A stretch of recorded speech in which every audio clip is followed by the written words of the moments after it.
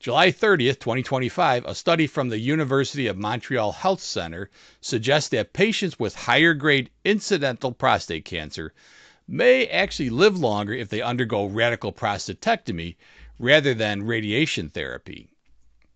Incidental prostate cancer is rare, usually detected after a transurethral resection of the prostate, or TURP as we like to call it, performed to relieve urinary symptoms.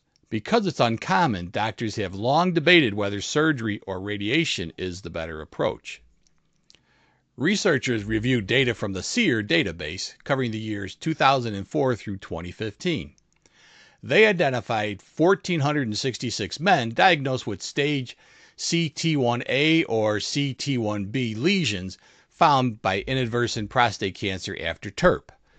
Of these, 770 chose radical prostatectomy, while 696 received radiation therapy. There were some key differences at baseline. Men who underwent surgery were younger, a median age of 62 versus 70 in the radiation group.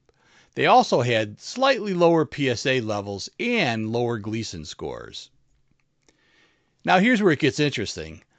At 5 years, cancer-specific mortality was less than 1% after radical prostatectomy, compared with nearly 7% after radiation. After adjusting for other factors, surgery was linked to a 65% reduction in the risk of dying from prostate cancer. The survival advantage was most pronounced in men with higher grade disease, those with Gleason scores of 8 to 10.